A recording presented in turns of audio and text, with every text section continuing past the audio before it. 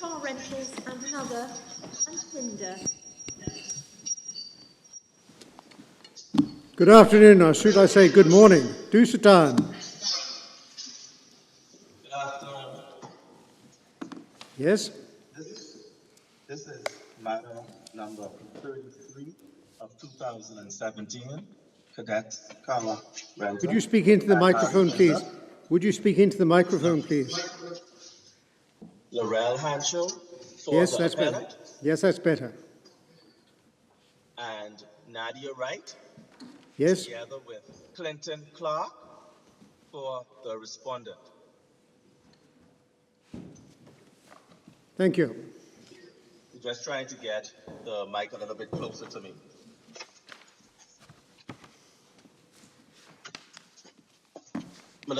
This is an appeal coming from the jurisdiction of the Bahamas from the judgment of the Court of Appeal that was handed down on the 11th of May, 2016. The main issue and contention is whether the Court of Appeal erred in their approach to and application of the Ogden tables. Yes.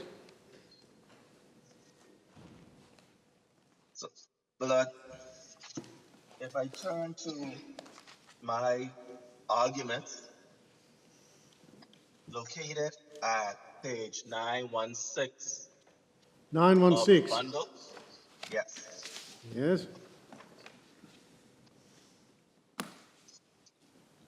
Yes? This appeal is based on a very narrow point in our view. And that point is whether the Court of Appeal in the Bahamas use of the Ogden tables was correct. The Court of Appeal used table B of the Ogden tables when arriving at the multiplier for the applicant. We contend that the use of table A is the correct table to use. The Court of Appeal, in its ruling at page 612 of the bundle, paragraph 25, said, consequently, if the multiplication approach is appropriate in this case, then the basic multiplier of 21.07 from table 9 must be adjusted by multiplying it by the appropriate figure of 0.23 taken from table B, loss of earnings to pension age 65 males disabled. The net annual loss is multiplied by the adjusted table multiplier to arrive at a figure which represents the capitalized value of future loss of earnings.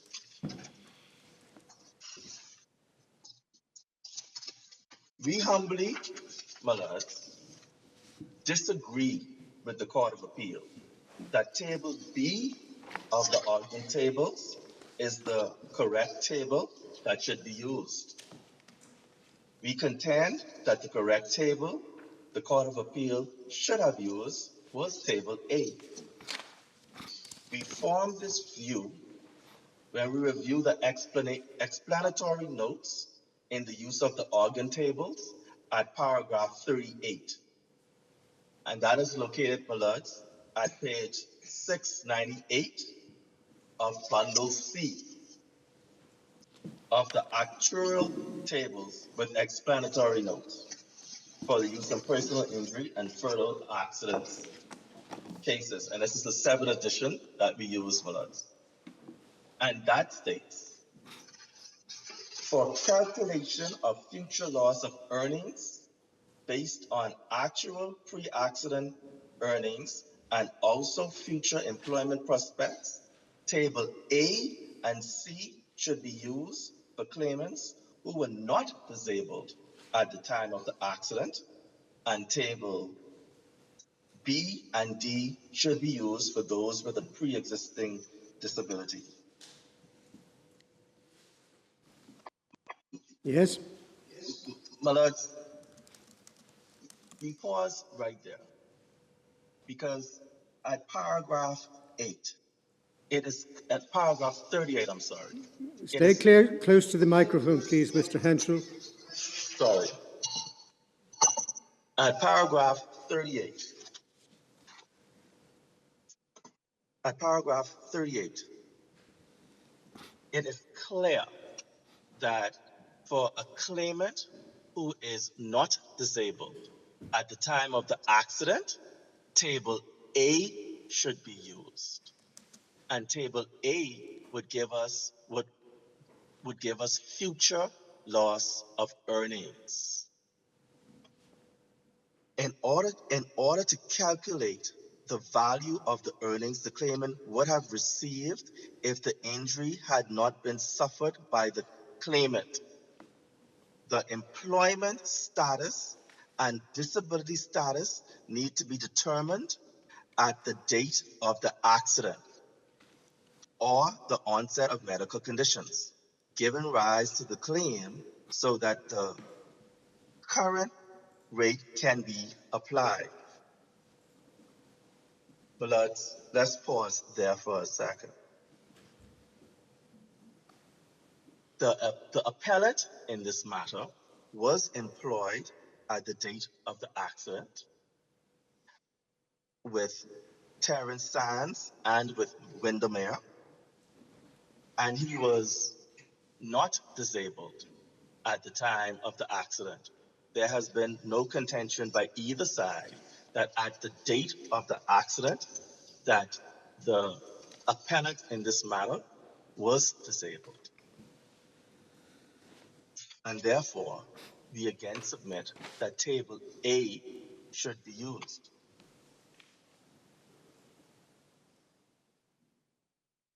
Beloveds, for the calculation of future loss of earnings based on actual pre-accident earnings and future employment prospects, table A and C should be used. Table A are for males, table C is for females.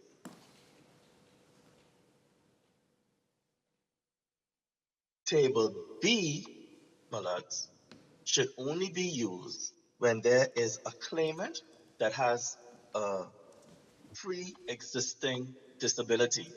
I reiterate, my lords, that the claimant in this matter did not have a pre-existing disability.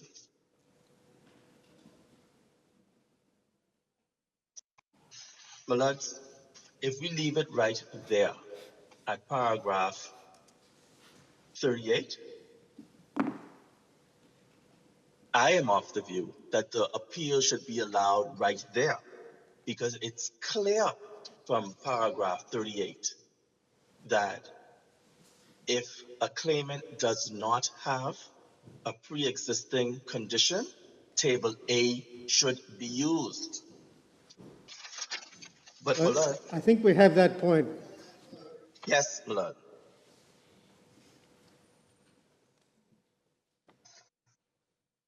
Yes, my lord.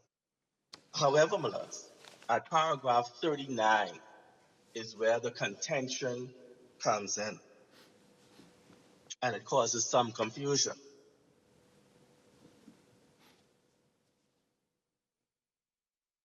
It says, in order to calculate the value of the actual earnings that a client is likely to receive in the future, the employment status and the disability status need to be determined at the date of the settlement.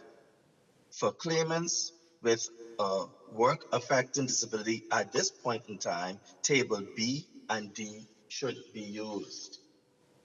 But when they're talking about table B and D, my lord, they're talking about actual future earnings.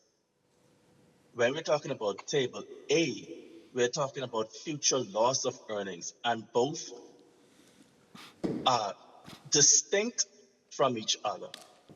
The way we suggest that Table A and Table B work together is that Table A is the future loss of earnings, and that should be taken away from the figures we arrive at Table B, so that you take away the future loss of earnings from the actual earnings of the appellant.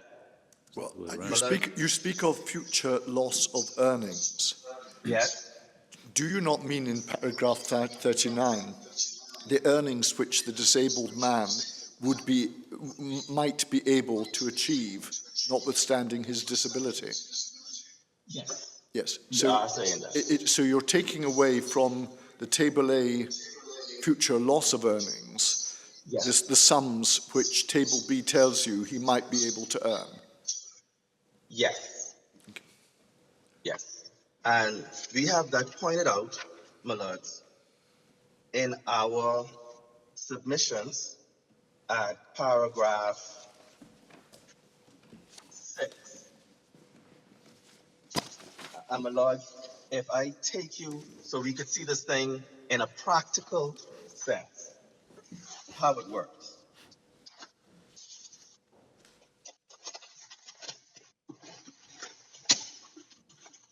My lords, I'm going to page 702 of bundle C.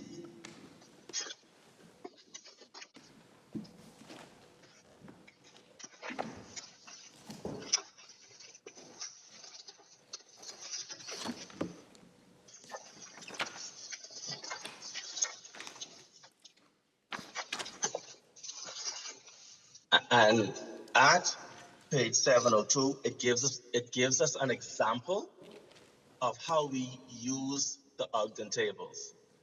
And my lords, it sets out the appellant's case beautifully. You would see at example 4, paragraph 48. In this case, where they were giving us a working example of how to use these Ogden tables, it says, a claimant is male, age 48, at the date of the trial. And if the court could just write in at that point, 34, our claimant was 34 at the date of the trial. He had no educational qualifications. His retirement age was 65. Again, that's the exact same scenario we have. The appellant in this matter had no educational qualifications, and his retirement age is 65. He was employed at the time of the accident, and his pre-accident multiplican has been determined at 20,000. In our case, our appellant was also employed at the time of the accident, and his pre-accident multiplican was determined at 40,400. And that's taken from the ruling of the Chief Justice at page 531, paragraph 10, and 532, paragraph 12. He was not disabled at the time of the accident, just like our claimant. And as a result of his injury, he is now disabled, like our claimant, and has lost his job, just like our claimant. The multiplican for cost of care is determined to be at 50,000 a year. That doesn't apply, in that part of the question does not apply to us because our claimant does not have any post-accident cost. He is unemployed at the date of the trial, just like our claimant, who was unemployed at the date of the trial and has been capable of finding work with possible future earnings of £5,000. In the ruling of the Chief Justice, the post earnings were found at £20,800. His loss of earning to retirement age is calculated as follows. And this will just show us, as I take you through it, very pedestrian, how we get at the correct use of the Ogden tables. So it says, look up table 9 for loss of earnings to pension age, males age 65. We did that. The appropriate, if you look at our skeleton arguments, you will see us start to set it out at paragraph 6,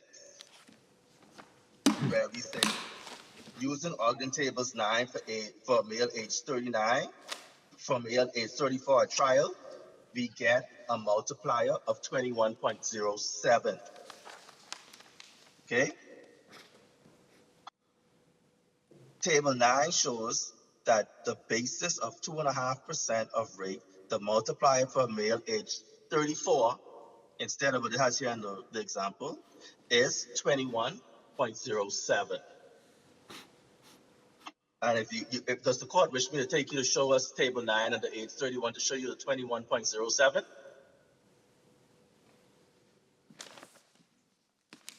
Yes? Okay. It's at page 1075 of the bundle.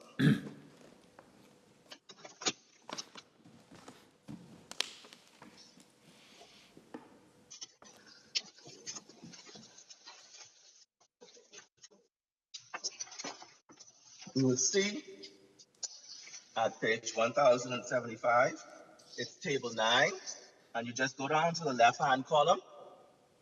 It'll have age 34, and just go across to the column that has 2.5%.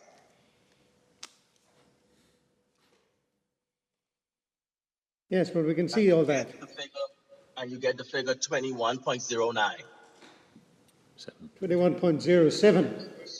Sorry, 21.07. Yes, my lords. Right, we've got all that. So, what's the next step in the process of using these Ogden tables? We now take account of risks other than mortality, allowing for the claimant being employed, not disabled, and having no educational qualifications at the date of the trial. Table A would require 21.07 to be multiplied by 0.89. And we get 0.89 if my lords will go to page 1048.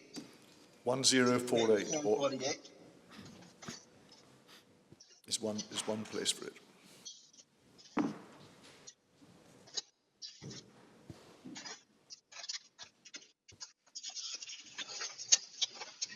You would see table A there on page 1048.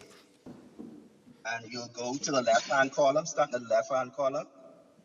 Age at the date of the trial, 30 to 34. And you get the figure for someone without employment of a multiplier of 0.89. Mr. Hanschel, it's a small point, but why were you commending to the Chief Justice that 0.91 should have been taken? The column for plaintiffs who've got GCSE or A-level qualifications or analogous qualifications. But at the Supreme Court, that was a mistake on our part. It should have been 0.89 instead of 0.9. Very well, thank you. Yes. And when you take the 21.07 times that or multiply that by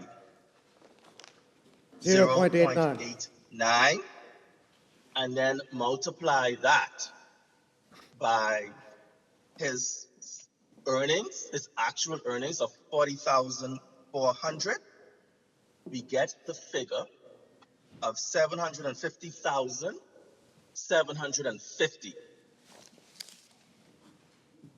And you would see there at paragraph 5, it says the damages for loss of earnings are assessed as, and the figure I just gave you, $770,750. That's what the loss will be. Now, it doesn't end there. There needs to be further mitigation so that the claim so that the appellant is not over compensation, because he has been determined to be able to work. In the ruling of the Chief Justice, he said and he accepted that the claimant could earn $20,800 per annum. Yes, well, I think we have all of that, Mr. Hanschel. Can we Yes. move on? And so if you go down to paragraph 6, allow for mitigation for, numeral 6, allow for mitigation for loss of earnings in respect of post-injury earnings. As before, table 9 shows on the basis of 2.5%, the rate of return, the multiplier for a male age 34 is 21.07. Now, this is where the new part comes in. Now take to account risks other than mortality, allowing for the claimant being unemployed and disabled, no educational qualifications at the date of the trial. Table B would require 21.7 to be multiplied by 0.23. And when we do that, my lords, and we work with those calculations, we get the sum of 100,798.88.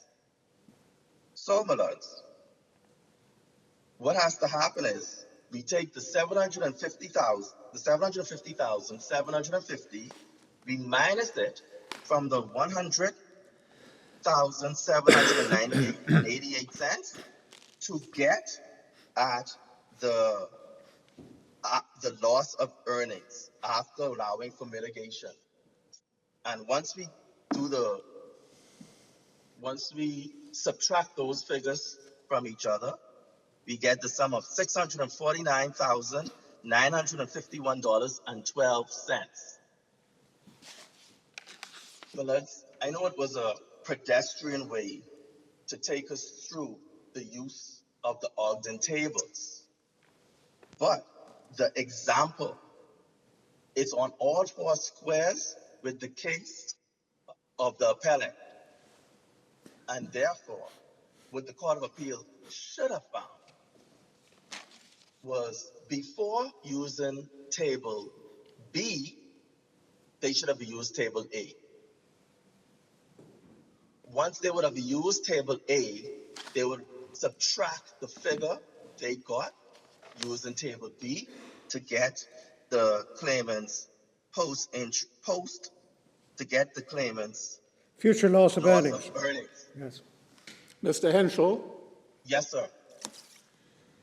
if you are correct to submit that the Chief Justice grossly underestimated your client's future loss of earnings, why did you not cross-appeal to the Court of Appeal? Well, that's the Chief Justice never in his ruling said that he used the Ogden tables. If he had said that, I felt we may have a chance for appeal. But the fact that the Ogden tables are only persuasive in this jurisdiction, we were of the view that cross-appealing that award may not be successful. Right? So we decided not to cross-appeal on those grounds. And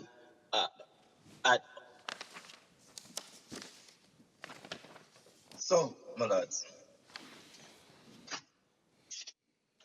Well, it might be said that if you had applied the Ogden tables and realised that they produced a sum significantly in excess of that which the Chief Justice had allowed for loss of earnings, that would have been a basis on which to cross-appeal. my lord, the issue at the Court of Appeal had nothing to do with the Ogden tables. The issue at the Court of Appeal dealt with the use of the Smith and Manchester award approach. Well, quite so, but your submission to us is that the Ogden tables should be applied, and if they are applied correctly, they will produce a sum for future loss of earnings well in excess of that allowed by the Chief Justice. Yes, sir. Yes. Well, Yes, it's probably water under the bridge by now, but it seems to me, certainly, that if you had made that calculation before the Court of Appeal hearing, whether or not the Court of Appeal was concerned with Smith and Manchester, it would have been open to you to cross-appeal. But My lord, you didn't cross-appeal, and we have to deal with the situation as it is, rather than as it might have been. Yes? yes. Mr. Yes, Henshaw, my lord. Mr. Yes, Henshaw, you know what's in your notice of appeal to the board, to the committee. You know that question 7 was, what order are you asking the Judicial Committee to make? And you know that you ticked the box which said, restore original order. Are you, in your submission, permitted now to ask the board to do more than to restore the original order and to increase it substantially in the way that you have suggested? I am, my lord. Why? I am suggested. But why should we do that when you haven't appealed to the Court of Appeal against the order of the Chief Justice in relation to future loss of earnings, and in, as my Lord has pointed out, in your notice of appeal, what you have sought is a restoration of the Chief Justice's order? How could it be open to you now to ask that this board should depart from your request and make an order which is significantly different from that made by the Chief Justice? My lords, on the basis of the fact that we did not wish to appeal the order of the Chief Justice, the Court of Appeal chose to interfere with the order of the Chief Justice. In doing so, in choosing to interfere with the order of the Chief Justice, and in suggesting that the Ogden tables is appropriate in this matter, we submit that as the Court of Appeal has opened that door, we wish to walk through it. Because Well, you don't seem to have conceived that wish at the time that you prepared your notice of appeal.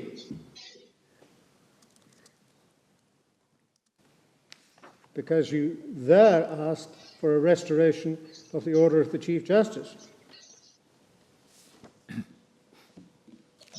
obliged. My lords, I take your point. you know, we would wish that the court consider that the award be increased because the Court of Appeal wished to use the Ogden tables. My learned friends who represent the respondent wishes to use the Ogden tables. And all the parties wishing to use the Ogden tables, my lord, I think this court would be quite right in allowing those Ogden tables to be used. Right. Mr. Hanshaw, Yes, sir. your skeleton argument is not dated, and it would be convenient in future were you to date it. It might be relevant for us to know the length of time for which Mrs. Wright has had to digest the claim, particularly in paragraph 6, that a much, much higher figure for loss of earnings should be adopted. Would you be able to tell us the date, roughly, when your skeleton argument was served on Mrs. Wright? My lord, they were served, if you give me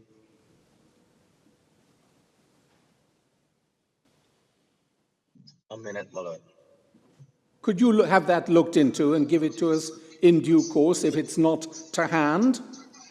Yes, my lord, I can do that, but my lord, the point is, from this matter was in the Supreme Court in the Bahamas. We have advocated for the use of the Ogden tables. There has been nothing new with regard to our arguments, and we have not shied away from speaking about the Ogden tables and advising the court, the Supreme Court, that through our skeleton arguments that we were using the Ogden tables. Now, at the Court of Appeal, my lords, the Ogden tables didn't come up. It was not a part of the hearing. We didn't, as the court has correctly said, we didn't choose to appeal that award. And the only discussions at the Court of Appeal level, my lord, had to do with the Smith and Manchester approach taken. Well, let's move on. But if you could find out the answer to my Lord Wilson's point, that would be helpful. In other words, Yes. the date on which your skeleton argument was served on your opponent. But let's move on now. Yes, my lord.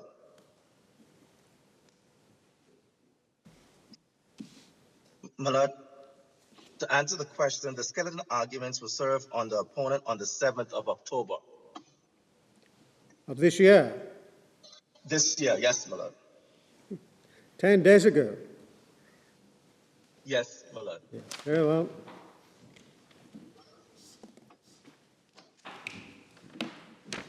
Yes? My lord.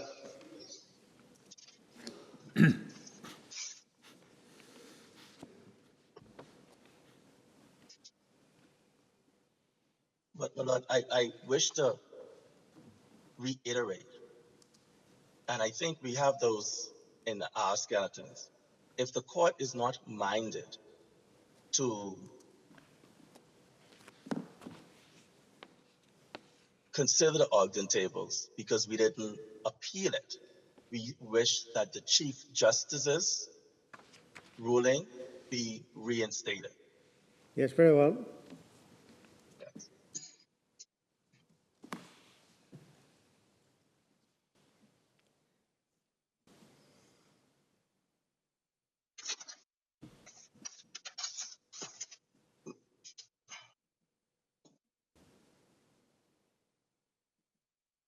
Is that about it?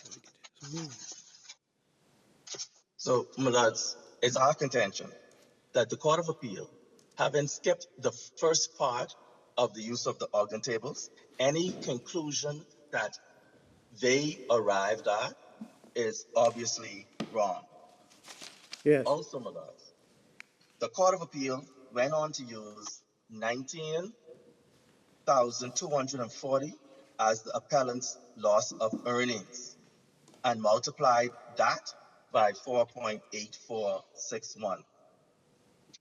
However, my lords, again, nowhere in the Ogden table does it try to use a claimant's loss of earnings to derive at the Ogden tables. Again, not to belabor the point, the two figures the Ogden tables use are a claimant's actual Yes, well, I think we have that point, Mr. Hansel. free income. I think Yes, you've made that yes, point my a lord. number of times, and we have it. Yes, my lords.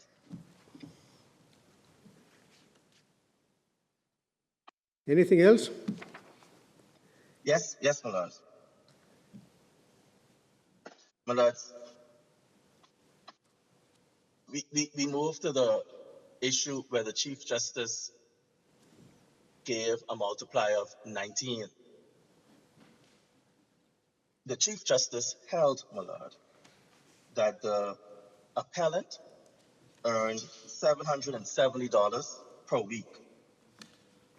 If the claimant stayed relatively healthy over the next 31 years, my lords, the appellant would have earned approximately $1,200,441. We are not suggesting that that's the amount that this court or any court should have awarded. That's just the money. That's just the money he would have earned over the next 31 years at the Chief Justice's rate of $770 per week.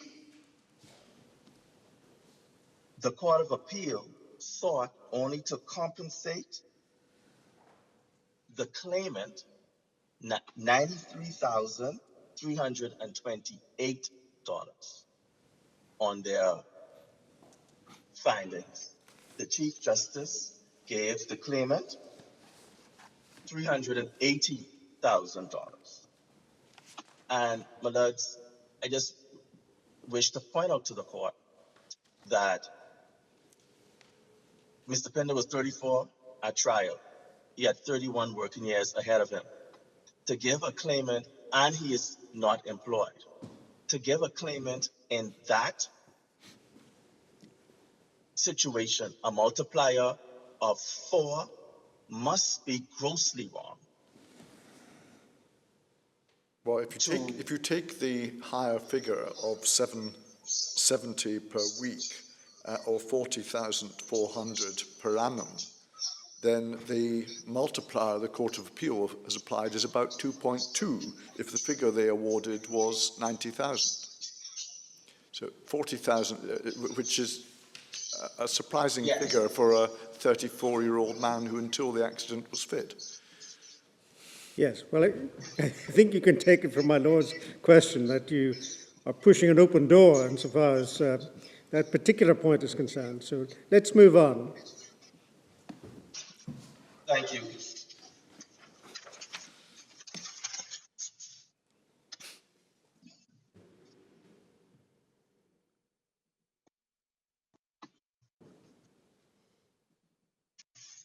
So my lord, just to tidy that up, and I take my lord's point that a multiplier of 2 or 4 is grossly under exaggerated.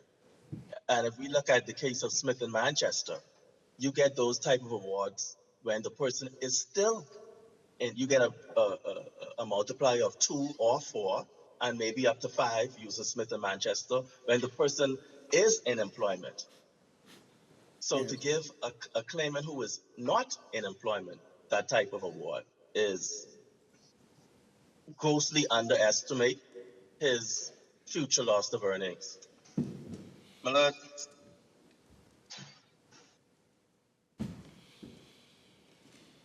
turning to the respondents' submissions.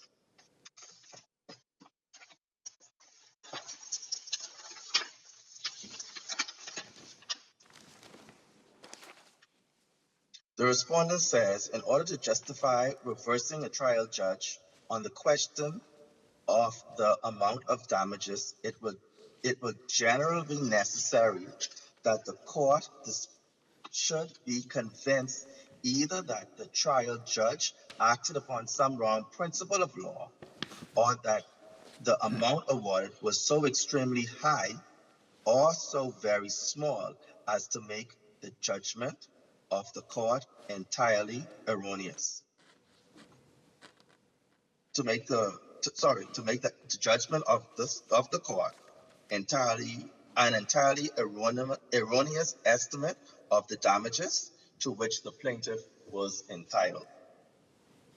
My lords, we agree with that submission that in order for the Court of Appeal to interfere, there must have been an award that was just excessively too high or very, very small. The Chief Justice, when he used the multiplier of 19, he mitigated from 31, which would be 31 years of the appellant's 31 more years of the appellant's working life, and he adjusted it downward to 19. And I think in all the circumstances, that would have been an appropriate award, my lord.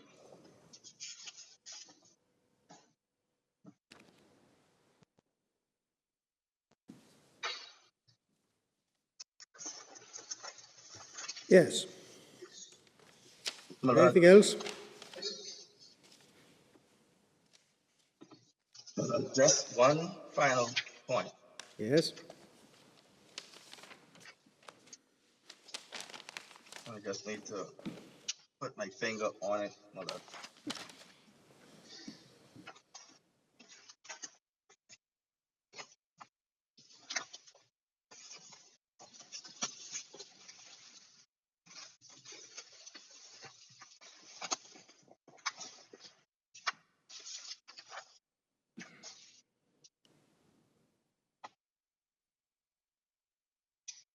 At paragraph 7, page 927 of the respondent's argument.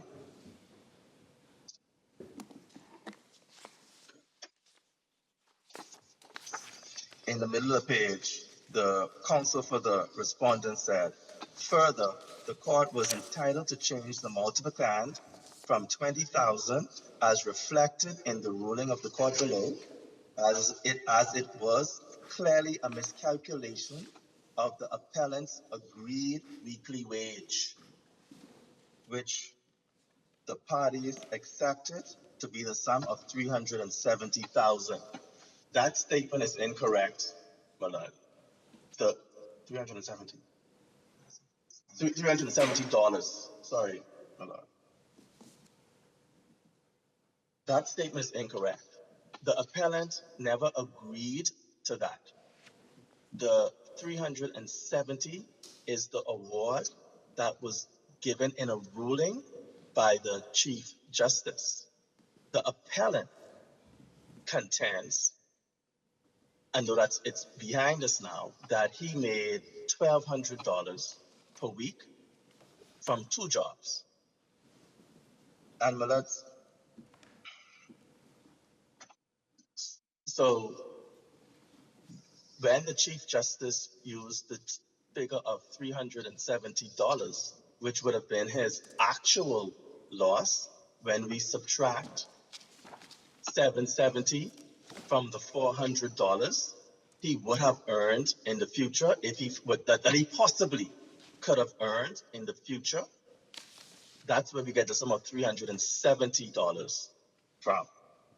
And my learned friend is contending that that should be a hard and fast figure to give us, and you multiply that by 52 weeks, and that's going to give us a hard and fast figure of 93,240. My lords, because the appellant was not in employment at the time of The trial. At the time of trial, we are of the view that the Chief Justice had the liberty to up his multiple can a little bit. He only upped it by a little under $800 per annum because of the glim future prospects of employment of the appellant. It was, at the time of the trial, it was more than 18 months since the accident, and the appellant at that time had not found work. So the figure of 400 that the appellant possibly could have earned was not realized. He was not in regular employment. And therefore, the Chief Justice, I think correctly so, upped the multiple can from 19,240 to 20,000. Yeah, very well. Well, that concludes our submissions. Thank you very much. Does Mr. Butler wish to follow? No, Mr. Butler is not here. He's not here. Well, if he's not there, he's not going to follow. Yes. Yes, All right. Millard. Right. Mrs. Wright, please.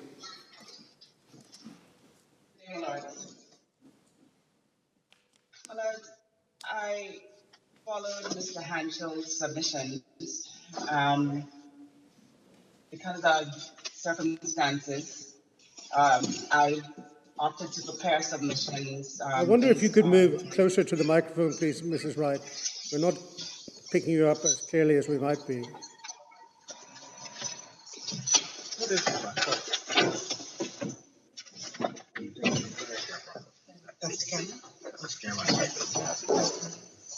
Why don't you substitute with Mr. Clark?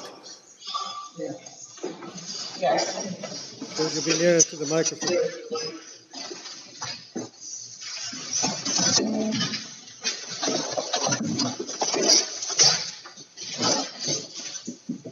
Thank you, Millard.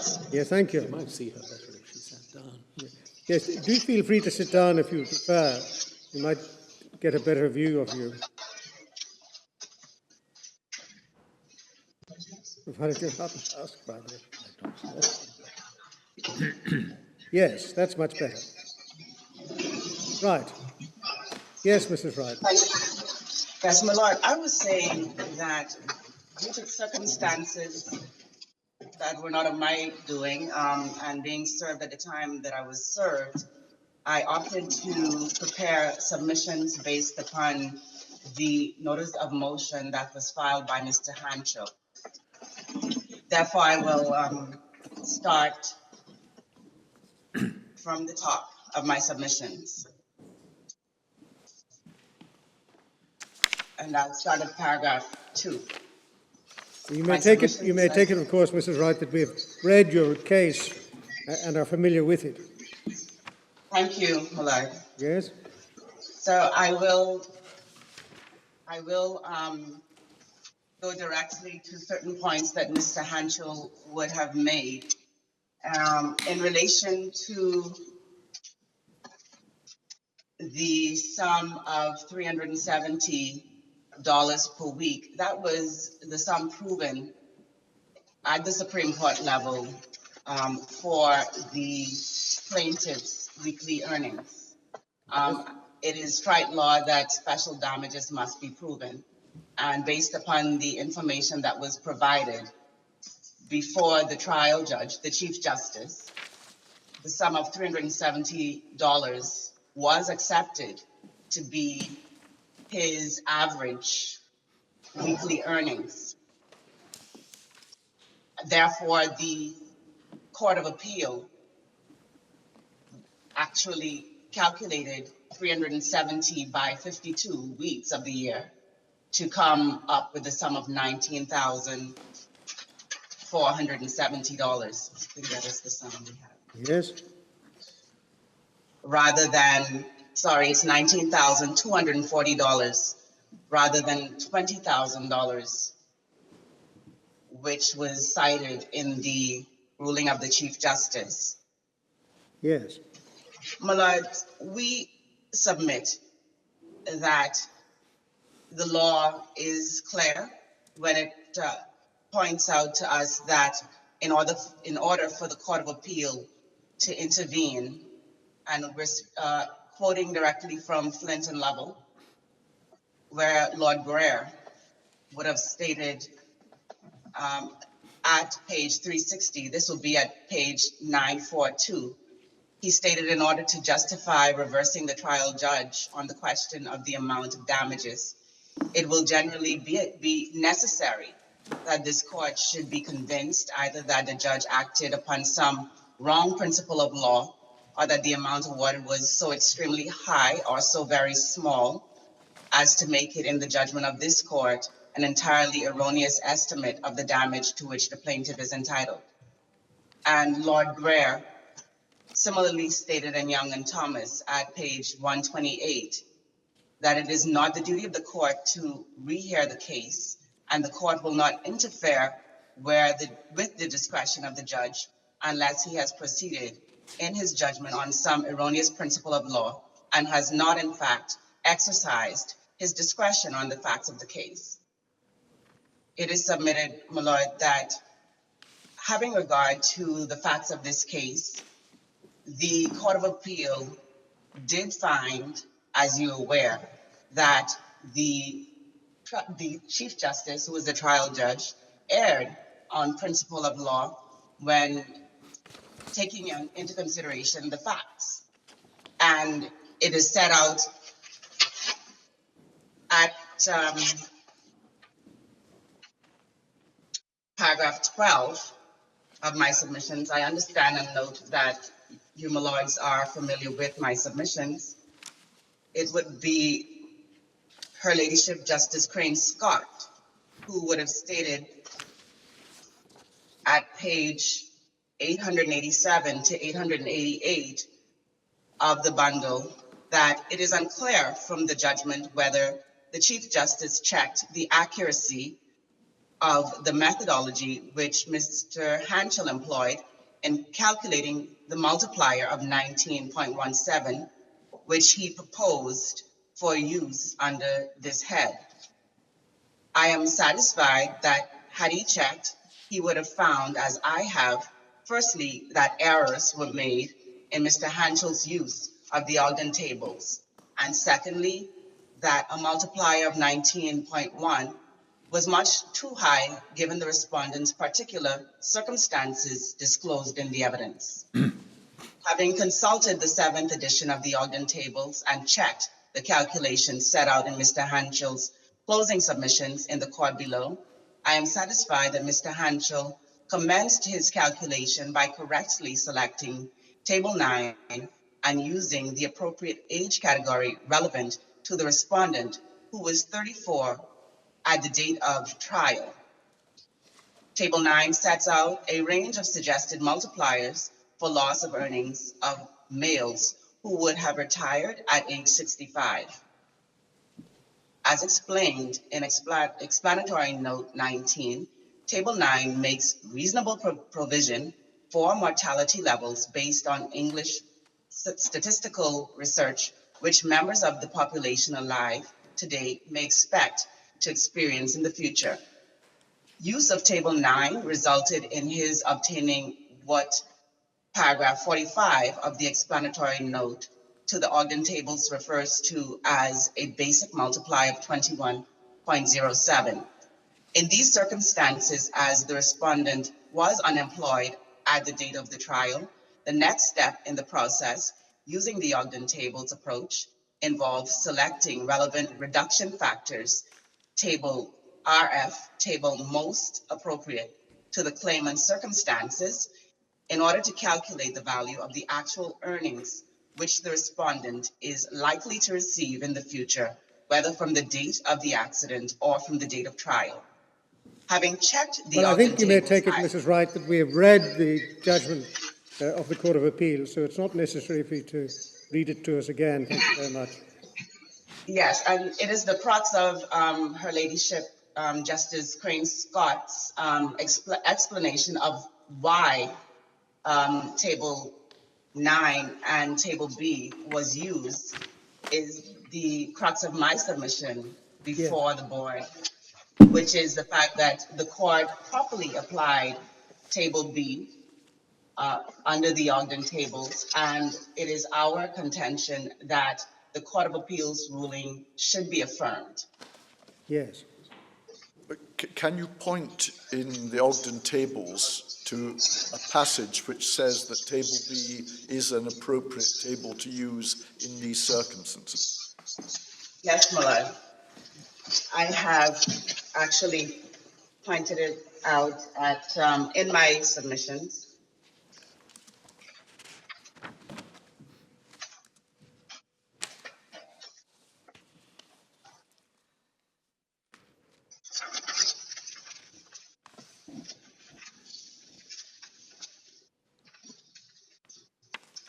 I mean, is it paragraph And it is, 39? sorry, it is at paragraph 8, page 1048. Sorry, which page?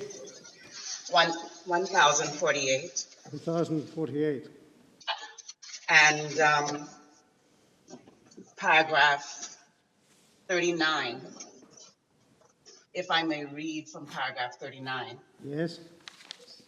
In order to calculate the value of the actual earnings a claimant is likely to receive in the future, i.e. after settlement or trial. Could I pause there, please? That sentence speaks about the claimant and what he is receiving after trial. So the hypothesis must be that he is, by that stage, injured, and it's talking about what he, as an injured person, is likely to receive. Yes. Yes. Okay, thank you. Mrs. Wright, would Yes, you yes, be my lord. would you be prepared to start reading a little earlier, namely at paragraph 37? Yes. Thank you.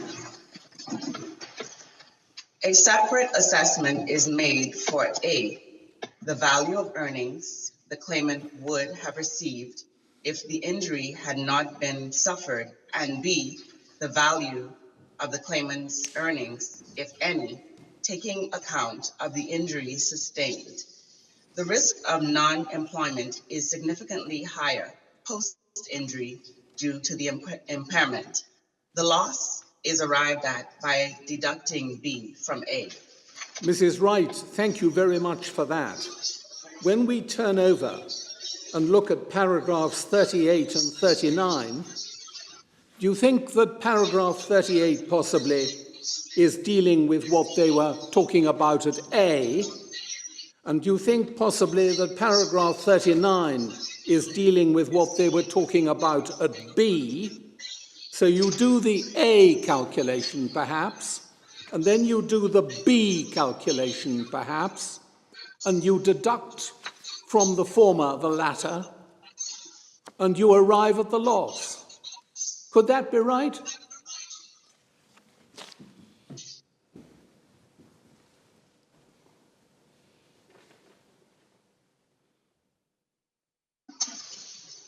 I think that is possible. However, I also take into account the fact that the president of the Court of Appeal, the then president, her ladyship, Dame Anita Allen, did point out that the Ogden tables are used as a guide. And we also rely on the position as enunciated in the case of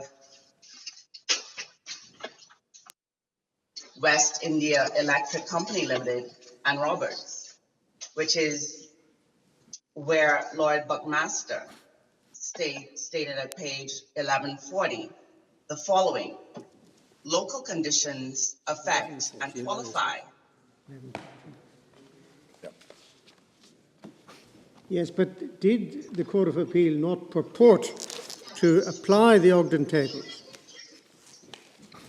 It is not disputed that they did purport to apply the Ogden tables. However, the Ogden tables are still considered to be a guide for them to arrive Yes, at what the quite Court of true, Appeal. quite true. But a guide, in order to be a proper guide, must be applied properly.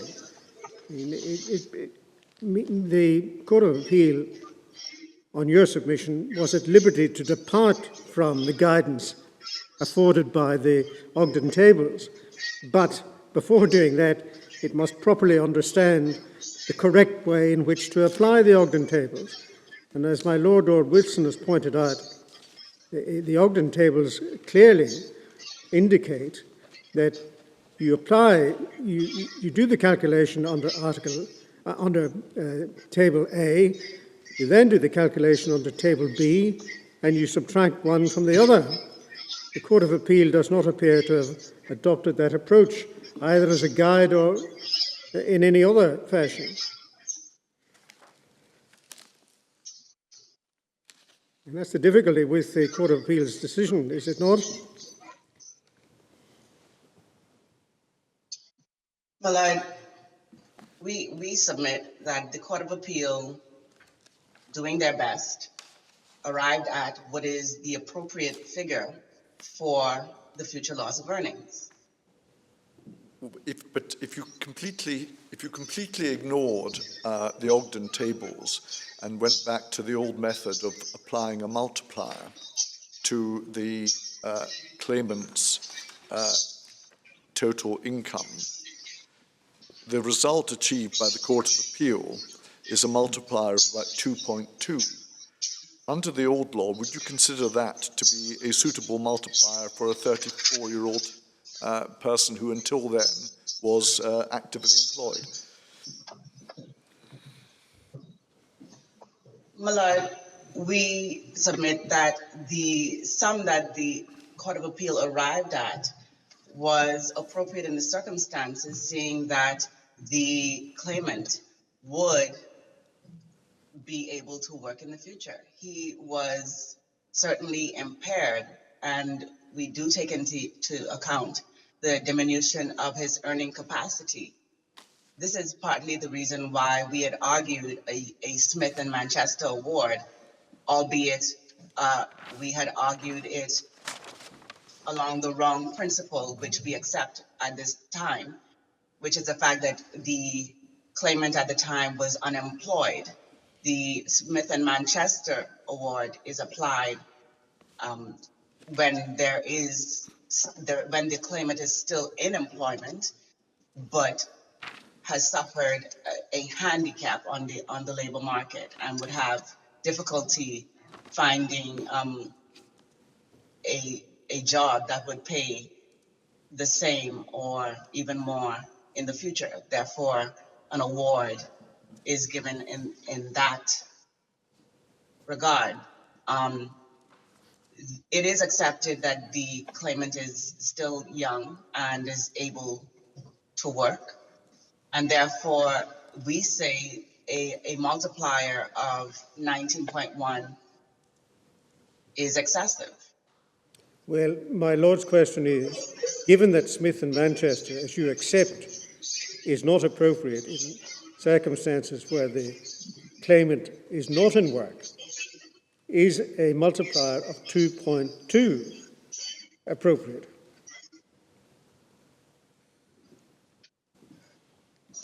The multiplier of 2.2, when we calculate the overall award, comes to $93,000. We submit, my Lord, that sum, the sum of $93,238.96, which that multiplier produces, is not grossly small. I see. Yes?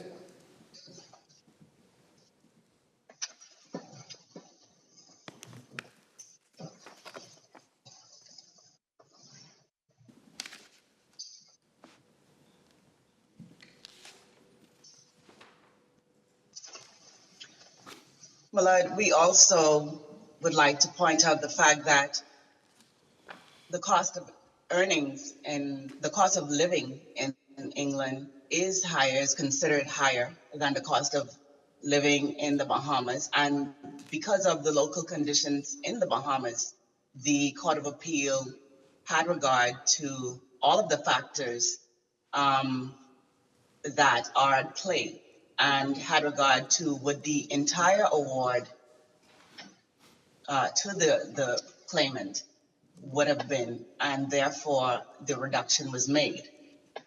Well, that might be an argument in support of the proposition that it's not appropriate to rely, even as a guide, on the Ogden tables. But I don't believe that that argument has ever been made, has it, in this case?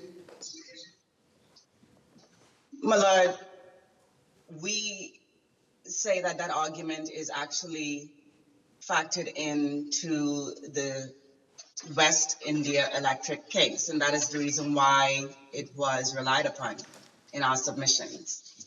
Local conditions ought to be taken into account, and that case is very pertinent for the court to have regard to. Also, my Lord, there is the case of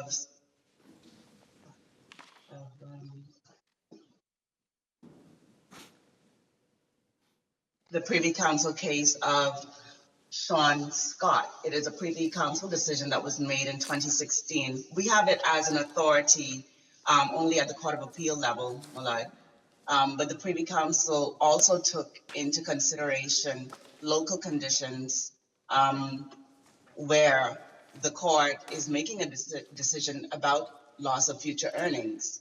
And therefore, our submission before the board, my Lord, is that the Court of Appeal is armed with the knowledge of the local conditions peculiar to the Bahamas, which the board cannot possess. It is, of course, within the power of the board to determine, if any, a multiplier that it deems is more appropriate. But our submission, my Lord, is that the multiplier of 2.2, which produces the sum of $93,238.96, is appropriate in the circumstances. Yes. Furthermore, my Lord, my co-counsel points out that the sum of $242,121 would have already been paid to the claimant in respect of this claim.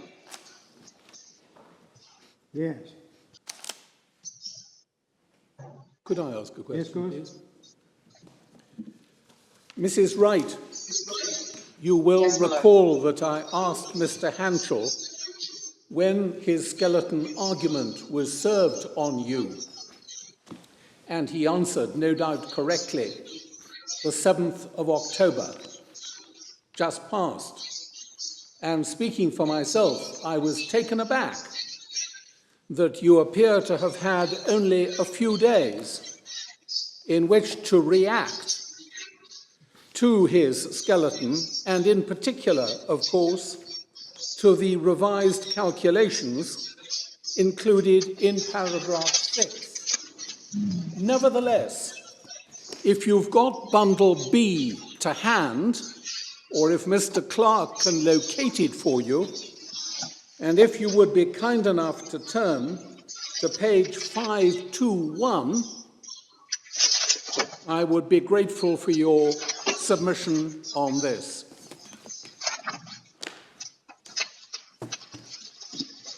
Now, you've been in this case throughout, and I think you will recognize this document as being Mr. Henschel's final written submissions to the Chief Justice, dated November 2014. Can you hear me?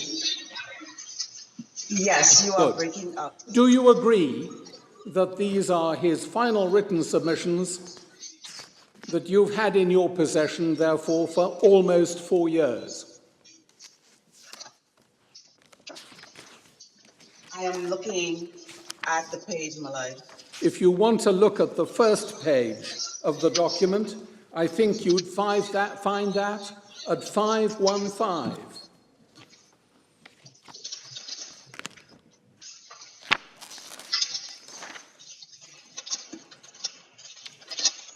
Does 515 help to orientate you around this ancient document? And does it enable you to agree with me that your side have had this presentation for almost 4 years?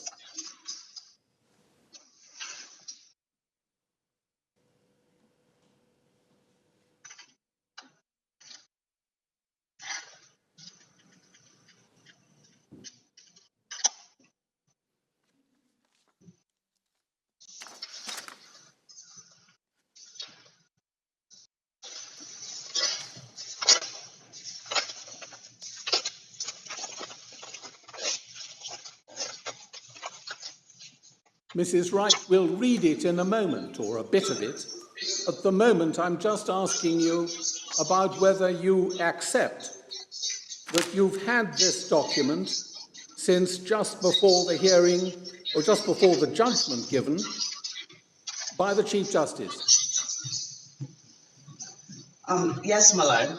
I'm reading the page, and it is the closing submissions of Mr. Hanschel. Well, thank you very much.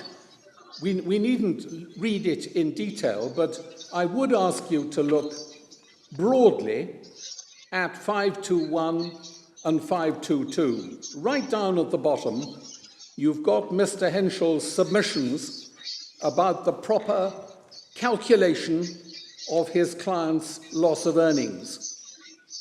And without, of course, we can study it in detail if you want, but perhaps you would take it from me that the methodology there adopted by Mr. Henschel is precisely the same as the methodology that he is now contending for in paragraph 6 of the recent skeleton, i.e., do two calculations. One, what would his earnings have been? Take table A. Two, what will his earnings be? Take table B. Deduct the latter from the former and get the figure. Now, we won't trouble about Mr. Henschel's figures. They are not the figures adopted by the Chief Justice. Mr. Henschel was arguing that his client would have earned more than the Chief Justice accepted. It's the point about methodology upon which I would be grateful for your submissions, namely that the methodology now contended for by Mr. Henschel is precisely the same as what he was contending for almost 4 years ago. Now, either you will accept that or you will reject that. Which is it to be?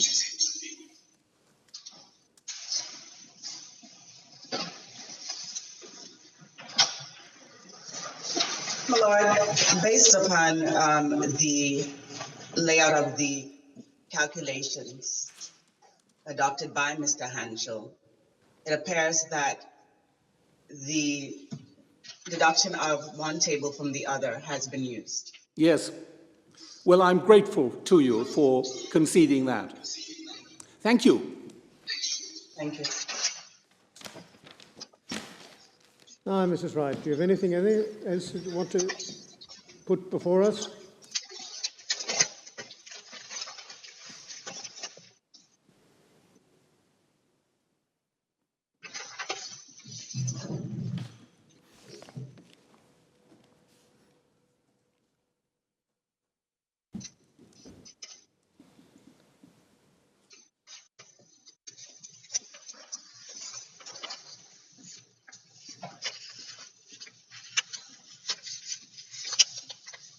My lords, as you are familiar with the full content of my submissions and taking into account that the crux of this hearing is in relation to the methodology used under the Ogden tables.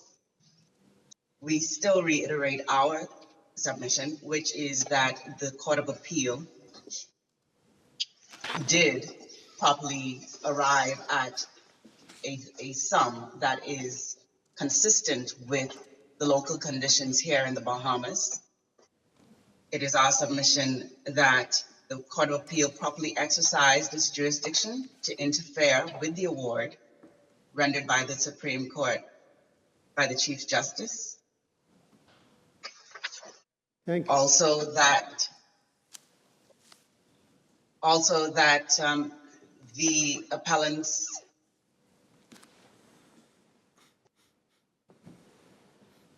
that the claimants, I correct myself, also that the claimants award for future loss of earnings if the board is so minded to change the sum for the multiplier, or to do so bearing in mind the awards that have been granted by the courts here in the Bahamas. And we submit that the respondent is entitled to costs in these proceedings. Yes. Thank you very much indeed. Yeah. Thank you. Yeah. Mr. Clark, do you wish to follow? My lords, I have nothing further to add. Thank you very much indeed. Now, Mr. Hanschel, you don't have to reply, but if you wish to briefly, now is your opportunity. My lords, I think that the court has summed it up better than I could have summed it up, and I have nothing further to add. Thank you very much indeed. And we're very grateful to Council for their submissions and for agreeing that this appeal should be conducted via video link. If I may say so, both Council who have addressed us have been flexible in the manner of their presentation and commendably concise in the submissions that they've made. The Board will take time to consider what advice they will humbly tender to Her Majesty, and the Court is now adjourned.